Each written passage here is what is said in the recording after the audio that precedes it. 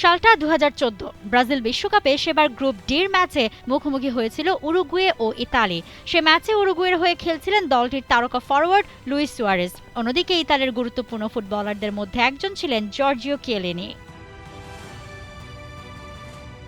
Match চলছিল বেশ গোলশূন্য অবস্থায় হঠাৎ ৭৯ মিনিটে কিয়েলিনির কাঁধে কামড় বসিয়ে দেন সুয়ারেজ। ব্যথায় রীতিমতো কাতরাতে থাকেন ইতালিয়ান ফুটবলার। অন্যদিকে সুয়ারেজের প্রতিক্রিয়া ছিল এমন যেন কামড় দিয়ে নিজেই দাঁতে ব্যথা পেয়েছেন। কিয়েলিনি জার্সি নামিয়ে কামড়ের দাগ দেখানোর চেষ্টাও করেন রেফারিকে, কিন্তু তাতে খুব একটা লাভ হয়নি। লাল কার্ড দেখতে হয়নি সুয়ারেজকে, বরং এর কিছুক্ষণ পরই ডিয়েগো গর্ডিনের গোলে ১-০ ব্যবধানে জিতে নকআউট পর্বে উঠে যায় উরুগুয়ে আর বিদায় নেয় ইতালি। ওই মুহূর্তে কোনো প্রতিক্রিয়া না হলেও এই ঘটনায় নিন্দার ঝড় ওঠে পুরো ফুটবল বিশ্বে। AKS অর্জন করলো গিনেস ওয়ার্ল্ড রেকর্ডস। AKS অনেক সমালোচনাও শুনতে হয় সুয়ারেজকে। পরে ম্যাচের ভিডিও বিশ্লেষণের পর ফিফা সুয়ারেজকে দোষী সাব্যস্ত করে এবং ৯ ম্যাচের নিষেধাজ্ঞা দেয়, যার সময়কাল ছিল ৪ মাস।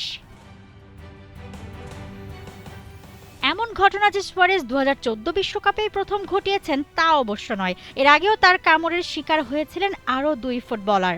ডাচ ক্লাব আয়াক্সে থাকতে সুয়ারেজের প্রথম কামড়ের শিকার হন পিএসজি ফুটবলার ওটমান বাক্কাল। এ ঘটনায় ৭ ম্যাচ নিষিদ্ধ করা হয় তাকে। পরের ঘটনাটি লিভারপুলে, যেখানে চেলসির ব্রানিস্লাভ ইভানোভিচের হাতে কামড় বসিয়ে নিষিদ্ধ হয়েছিলেন ১০ ম্যাচ। সুয়ারেজের এমন বদঅভ্যাসের কারণে বিশ্বকাপ শুরুর আগেই সেবার ২০টি দেশের ১৬৭ জন মানুষ বেটসেফ ওয়েবসাইটের মাধ্যমে বাজি ধরেছিলেন যে এই উরুগুয়ান স্ট্রাইকার প্রতিপক্ষের কোনো খেলোয়াড়কে আক্রমণ করতে তার দাঁত অবশ্যই ব্যবহার করবেন। আর বাজিতে বিজয়ীরা ১৭৫ গুণ লাভ পান। আর এই ঘটনাও জায়গা করে নেয় বিশ্বকাপের ইতিহাসে, যা প্রতি বিশ্বকাপেই স্মরণ করতে বাধ্য হয় ফুটবল প্রেমীরা। Mousumi Alam, T sports. For more updates, subscribe to our YouTube channel and click on the bell icon. Follow us on Facebook and Instagram.